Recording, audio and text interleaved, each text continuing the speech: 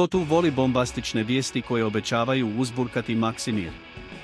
Jer, pogledajte, u posljednje vrijeme bilo je dosta zbunjenosti i čak nekih transfera koji su ostavili ekipu s podignutim obrvama u posljednjem ljetnom prijelaznom roku. Ali danas, prijatelji moji, tema je o talentu o kojem će se pričati. Govorimo o našem dragom Gabrielu Vidoviću, dečku od 19 godina koji je došao uzdrmati strukture našeg Dinama. Zamislite samo, otkriven od strane ni manje ni više nego Boška Balabana još kao dijete, dečko ima čak i krv hrvatsku u žilama. 17 godina, Vidović je već trenirao s zvijezdama Bayerna, pojavio se na nekim prijateljskim utakmicama i pokazao da je njegov talent ozbiljna stvar. Znate što je cool? Proveo je sezonu u Vitesseu, dobro se pokazao u Eredivisiji i dobio pozive za reprezentaciju u 19 i u 21. Pravi majstor. Između nas, znate li što je skoro nitko nije znao?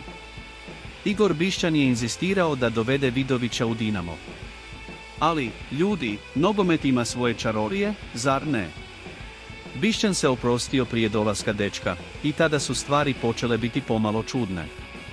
Pripreme su bile gotove, negativna atmosfera u zraku, ali Vidović, sa svojih 19 godina, samo je želio uhvatiti priliku da zablista.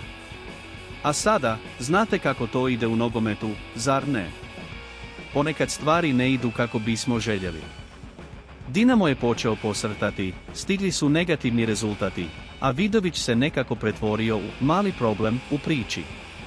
Ali, pričekajte malo, ljudi, dečko ima tek 19 godina. Tko ne treba priliku, minute na terenu i, naravno, povjerenje. I mediji, uvijek oni, zar ne? Počeli su puštati van sumnjive vijesti, pitajući se treba li Dinamo ili ne treba ulagati milijune eura u dečka. Zamislite samo bijes tog mladića. Ali onda, nakon sjajnog gola protiv Osijeka, njegova reakcija bila je razumljiva. Oh, kako je lijepo vidjeti mladost odgovarati golovima. Dakle, ekipa, to je ta novost koja je bila čuvana za vas. Vidović daje sve od sebe za naš Dinamo Zagreb, a mi ovdje, kao strastveni navijači, moramo mu dati podršku, zar ne? A sada, recite mi u komentarima što mislite o ovoj cijeloj priči. I naravno, nemojte zaboraviti dijeliti, pretplatiti se i ostaviti like. Vidimo se u sljedećem videu s još vrućih vijesti o našem srcu, našem timu. Do tada!